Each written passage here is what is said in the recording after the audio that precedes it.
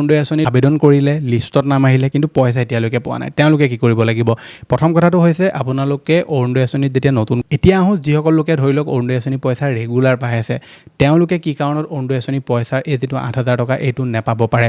এতিয়া চাওক 8,000 টকা যিটো পইচা চৰকাৰে দিব আপোনাক ক'লোৱে যে 4 মাহৰ পইচা তেওঁলোকে একেলগ কৰি দিব কিন্তু চৰকাৰে কৈছিলে যে ডিজিটেল আসাম 2.0 চেনেলটোৰ এটা নতুন ভিডিঅ'লৈ আপোনালোক সকলোকে পুনৰবাৰ স্বাগতম জনাইছোঁ অৰুণোদয় আঁচনিৰ যিহেতু পইচা আপোনালোক সকলোৱে অৱগত যে 20 ফেব্ৰুৱাৰী তাৰিখে চৰকাৰে মুকলি কৰিব আৰু চৰকাৰে এইবাৰ অৰুণোদয় আঁচনি পইচা আপোনালোকক 1250 টকা নহয়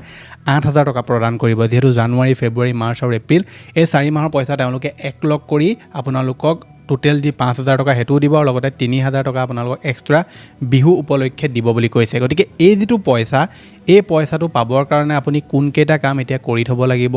নতুনকৈ যদি আপুনি অৰুণোদয় আঁচনিৰ আবেদন কৰিছিলে তেনেহ'লে আপোনালোকে কোনখিনি কাম কৰিব লাগিব অৰুণোদয় আঁচনি যদি আপুনি পইচা ধৰি লওক নাই পোৱা কিন্তু আপোনাৰ লিষ্টত নাম আহিছিলে তেতিয়া আপুনি কি কৰিব লাগিব আৰু ৰেগুলাৰ যিসকলে অৰুণোদয় পইচা পাই আছে তেওঁলোকে কি কৰিব লাগিব আটাইখিনি কথা আমি ভিডিঅ'টোত আলোচনা কৰিম কাৰণ আপুনি মাত্ৰ এটা ভুলৰ কাৰণে অৰুণোদয় যি 8,000 টকা পইচা এইটো আপুনি লাভ নকৰিব পাৰে কি হয় এইটো ভুল ভিডিঅ'টোৰ শেষলৈকে চালে আপুনি ভালদৰে বুজি পাব আৰু এই ভিডিঅ'টোত আপোনালোকক মই যিখিনি ইনফৰমেশ্যন দিম আটাইখিনি আপুনি লৈ থ'লে আপোনালোকে অৰুণোদয় আঁচনি পইচাৰ পৰা কোনো কাৰণত বঞ্চিত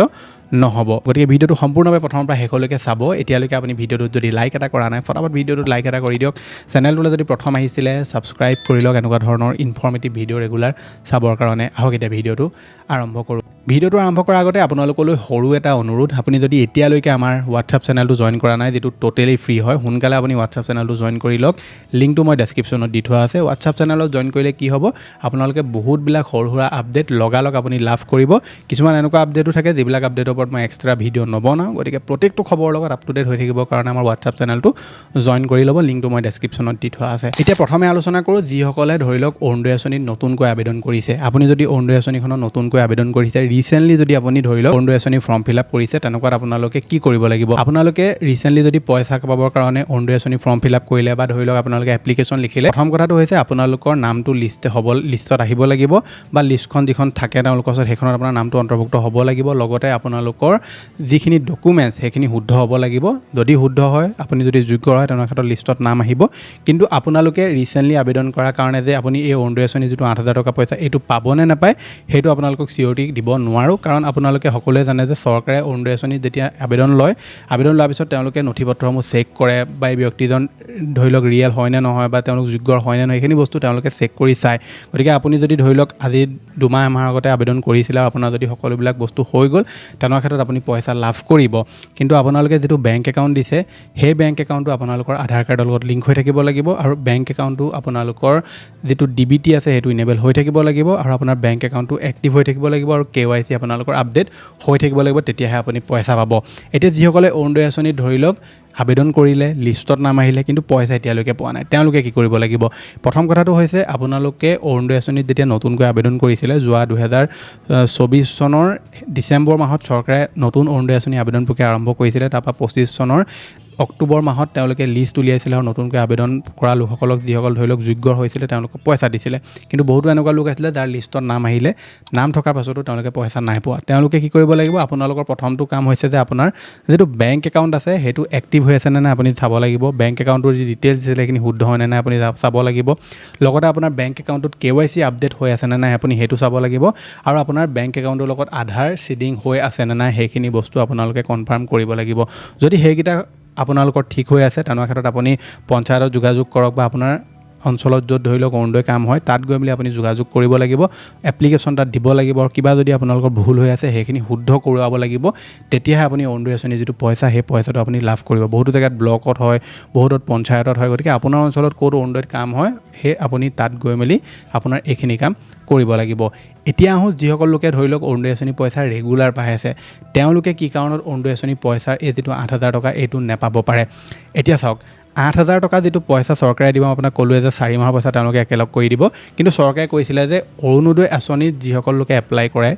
তেওঁলোকৰ ঘৰত যদি চৰকাৰী চাকৰিয়াল থাকে তেনেকুৱা ক্ষেত্ৰত তেওঁলোকে পইচা নাপায় গতিকে আপোনালোকৰ ঘৰত যদি এতিয়া নতুনকৈ যিহেতু চৰকাৰে নিযুক্তি দিলে বা বহুতো ধৰি লওক ৰিজাল্টটো আহিলে চাকৰিৰ আপোনালোকৰ ঘৰত যদি কোনোবাই চৰকাৰী চাকৰি লাভ কৰিছে তেনেকুৱা ক্ষেত্ৰত আপোনালোকৰ লিষ্টৰ পৰা চৰকাৰে নামটো কাটি দিব পাৰে বা আপোনালোকৰ আহিবলগীয়া সময়ত অৰুণোদয় আঁচনিৰ পইচা তেওঁলোকে বন্ধ কৰি দিব পাৰে। যিহেতু চৰকাৰে কৈ থৈছে যে আপোনাৰ যদি অৰুণোদয় আঁচনিৰ পইচা পাই আছে আৰু তাৰপাছতো যদি আপোনাৰ ধৰি লওক ঘৰত চৰকাৰী চাকৰিয়াল আছে, তেওঁলোকৰ ক্ষেত্ৰত আপুনি নামটো নিজে কটুৱাই দিব গৈ মেলি। যদি আপুনি নকটুৱাই তেওঁলোকৰ ক্ষেত্ৰত তেওঁলোকে আহিবলগীয়া সময়ত বা এইবাৰে তেওঁলোকে সেইসমূহ আপোনালোকৰ নাম কটুৱাই দিব। গতিকে আপুনি যদি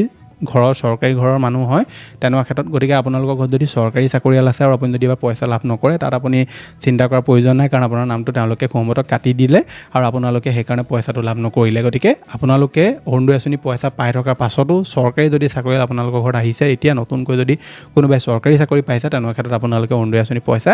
নেপাবও পাৰে। মই এইটো নকওঁ যে নেপায় বুলি, কিন্তু নেপাবও পাৰে, কাৰণ তেওঁলোকে লিষ্টৰ পৰা আপোনাৰ নাম কাটি দিব পাৰে। এতিয়া যিসকলৰ ধৰি লওক অৰুণোদয় আঁচনি পইচা সোমাই আছে ৰেগুলাৰ, চৰকাৰী চাকৰিয়ালো নাই তেওঁলোকৰ ঘৰত, তেওঁলোকে কি কাৰণত পইচাটো নাপাব পাৰে সেইটো কৈ দিওঁ। আপোনালোকৰ যিটো বেংক একাউণ্ট, সেইটো যদি কিবা কাৰণত KYC ফেইল হৈ গ'ল, কিবা কাৰণত নহয় একচুৱেলি, এটা লিমিট টাইম থাকে, সেই টাইমৰ মতে আপুনি KYC আপডেট কৰিব লাগে। আপোনাৰ যদি টাইম পাৰ হৈ গ'ল আৰু KYC যদি আপোনাৰ ফেইল হৈ গ'ল, তেনেকুৱা ক্ষেত্ৰত পইচা আপুনি নাপাব। সেইকাৰণে আপোনাৰ বেংক একাউণ্টটোত সকলোবিলাক বস্তু ঠিক হৈ আছে নে নাই, আধাৰ চিডেড হৈ আছে নে নাই, KYC আপডেট হৈ আছে নে নাই, এইখিনি বস্তু আপুনি এবাৰ বেংকত ভিজিট কৰি আপুনি চেক কৰোৱাই ল'ব। যদি কিবা খেলি মেলি আছে বুলি কয় বেংকৰ কৰ্মচাৰীয়ে, আপুনি সেইখিনি বস্তু ততাতৈয়াকৈ শুদ্ধ কৰি ল'ব, যাতে 20 ফেব্ৰুৱাৰীৰ আগতে আপোনালোকৰ সকলোবিলাক কাম ঠিক হৈ যায় আৰু আপুনি পইচাটো পোৱাত কোনো ধৰণৰ অসুবিধাৰ সন্মুখীন কৰিবলগীয়া নহয়। বাকী অৰুণোদয় আঁচনি পইচা নোসোমোৱাৰ বেলেগ কোনো কাৰণ নাথাকে। হয়, আপোনাৰ যদি কিবা ধৰি লওক খেলি মেলি কৰি আপুনি যদি অৰুণোদয় পইচা লৈছিলে, তেনেকুৱা ক্ষেত্ৰত তেওঁলোকে আপোনাৰ লিষ্টৰ পৰা নাম কাটি দিব আৰু সেইকাৰণে আপুনি অৰুণোদয় পইচাটো লাভ নকৰিব। এতিয়া বহুতে মোক সুধি আছিলে যে অৰুণোদয় আঁচনিৰ আমি নতুনকৈ কেনেকৈ আবেদন কৰিম। অৰুণোদয় আঁচনি নতুনকৈ আবেদন কৰিবলৈ হ'লে আপোনালোকে এতিয়া নতুনকৈ ফৰ্ম অহা নাই, তাৰ কাৰণে আপুনি পঞ্চায়তত খা খবৰ কৰি থাকিব। তেওঁলোকে যদি এপ্লিকেশ্যন লয় বা ফৰ্ম তেওঁলোকৰ হাতত যদি আহে, তেনেকুৱা ক্ষেত্ৰত আপুনি সেইখিনি ফিল কৰি মেলি আপোনালোকে আকৌ অৰুণোদয়ত আবেদন কৰিব পাৰে। আহিবলগীয়া সময়ত যদি চৰকাৰ থাকে, তেনেকুৱা ক্ষেত্ৰত তেওঁলোকে নিশ্চয় অৰুণোদয় আকৌ কণ্টিনিউ কৰিব আৰু তেতিয়া আপোনালোকক অৰুণোদয় আঁচনিৰ যিটো পইচা সেইটো তেওঁলোকে দিব। কিন্তু এতিয়া আপোনালোকে যদি ৰিচেণ্ট আবেদন কৰে, ধৰি লওক বোলে আজি 6-7 দিনৰ ভিতৰত আপোনালোকে আবেদন কৰিছে, তেনেকুৱা ক্ষেত্ৰত যে আপুনি অৰুণোদয় আঁচনি 8,000 টকাটো পাব, সেইটো আপোনালোকক মই চিয়'ৰ ক'ব নোৱাৰোঁ, কাৰণ টাইম লাগে প্ৰচেছটো হওঁতে। আৰু চৰকাৰে কৈছে যে অৰুণোদয় আঁচনিৰ যিটো 8,000 টকা পইচা, সেইটো তেওঁলোকে অলপ বৃদ্ধি কৰিব বুলি কৈছে। এতিয়া কিমান বৃদ্ধি কৰিব, কি কৰিব, সেইটো চৰকাৰে গম পাব। ৰিচেণ্টলি মুখ্যমন্ত্ৰী ডাঙৰীয়াই এখন নিৰ্বাচনী সভাত কৈছিলে যে তেওঁলোকে 8,000তকৈ অকণমান বেছি পইচা দিব পাৰে, মানে 8,250 বা 9,000 বা 10,000 দি দিব পাৰে, ইলেকশ্যন যিহেতু সন্মুখত আছে। গতিকে এইটো আমি তেতিয়াহে গম পাম যেতিয়া ইয়াৰ ওপৰত তেওঁলোকে ফাইনেল নটিফিকেশ্যনটো জাৰি কৰিব, যিটো তেওঁলোকে সম্ভৱতঃ কাইলৈ পৰহিলৈ ভিতৰত দিব লাগে। যদি তেওঁলোকে 20 ফেব্ৰুৱাৰী ডেটটো কিবা কাৰণত পষ্টপন কৰে, আৰু মই যিহেতু আপোনালোকক এটা ভিডিঅ'ত কৈছিলোঁ যে মাৰ্চ মাহত দিব পাৰে পইচা, গতিকে ইয়াৰ ওপৰত অফিচিয়েল আপডেট নাই অহা, মাৰ্চত দিব বুলি, এতিয়ালৈকে 20 ফেব্ৰুৱাৰীয়ে হৈ আছে। চৰকাৰে যদি তেওঁলোকক কিবা ধৰি লওক চেঞ্জেছ কৰে ডেটত, তেতিয়াহ'লে নিশ্চয় আপোনালোকে মাৰ্চ মাহলৈকে ৱেইট কৰিবলগীয়াও হ'ব পাৰে। এইটো আছিলে আজি আপোনালোকক দিবলগীয়া ইনফৰমেশ্যন। আশা কৰিছোঁ আপোনালোকে ভিডিঅ'টো চাই ভাল পালে। যদি ভাল পালে ভিডিঅ'টো লাইক কৰিব, চেনেলটোলৈ যদি প্ৰথম আহিছিলে ছাবস্ক্ৰাইব কৰি ল'বা এনেকুৱা ধৰণৰ ইনফৰমেটিভ ভিডিঅ' ৰেগুলাৰ চাবৰ কাৰণে। মই লগ পাম এটা নতুন ভিডিঅ'ত। আজিলৈ ধন্যবাদ।